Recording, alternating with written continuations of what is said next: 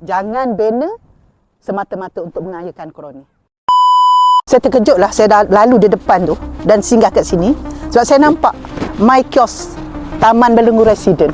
Apa yang mengejutkan saya sebab kita boleh tengok kat belakang tu banyak beberapa kios yang langsung tidak digunakan dah lama kat sini. Pelik lagi, kenapa dia letak kat sini? Saya nak tanya, kenapakah tempat ini dipilih? Adakah dia tempat strategi untuk berniaga? Bila saya teliti kan, kenapa dia letak sini tak sesuai dah. Kedua, bila dia tak digunakan, tak ada siapa yang nak berniaga kat sini, tak laku, siapa nak datang kan?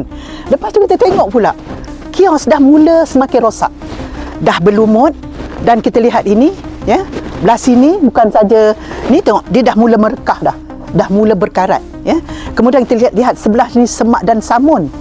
Dia punya kunci pun dah berkarat dah. Dan kita bimbang dekat atas tu yang lumut-lumut atas ni, dia boleh bocor. Sebenarnya kan, saya tadi sempat singgah lah daripada kelas saya, ya. Saya singgah di My Kiosk Temerloh-Jaya, tempat mereka berniaga. Saya sempat bertanya tentang keadaan mereka di sana. Mereka menyuarakan beberapa perkara. Kios yang diberikan kepada mereka ada yang bocor. Bila hujan tempias, air masuk, mereka tak boleh berniaga, ya. Kemudian tak ada elektrik. Dia letak je lampu tapi tak ada elektrik sebab tak disambung dengan kita kata tiang elektrik pun. Jadi mereka kalau nak guna kipas, mereka terpaksa buat bateri, ya. Jadi sedihlah mereka berniaga kat sana. Mereka pun suarakan tadi pendapatan mereka sangat berkurang. Kalau kita lihat kasih tu di berniaga pagi kan tak laku, dah sebulan dua ni tak boleh nak bayar duit sewa rumah, ya. Kemudian tak nak dapat RM30 sehari pun susah, dia kata. Saya nak tanya pada KPKT, ya. Ini projek ni untuk siapa? Apa tujuan dibina?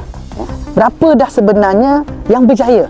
Adakah projek ini dibina, My Kiosk ni dibina melihat kepada keperluan peniaga, ataupun ia adalah satu projek untuk mengayakan kroni? Sila jawab.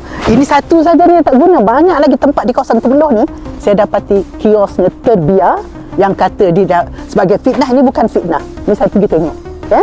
Jadi kalau kita lihat banyak lagi tempat yang terbiar, dan saya harap KPKT mengambil tanggungjawab ni. Jangan bina semata-mata untuk mengayakan kroni, sedangkan masyarakat, rakyat tak dapat manfaat dan tak diguna pun.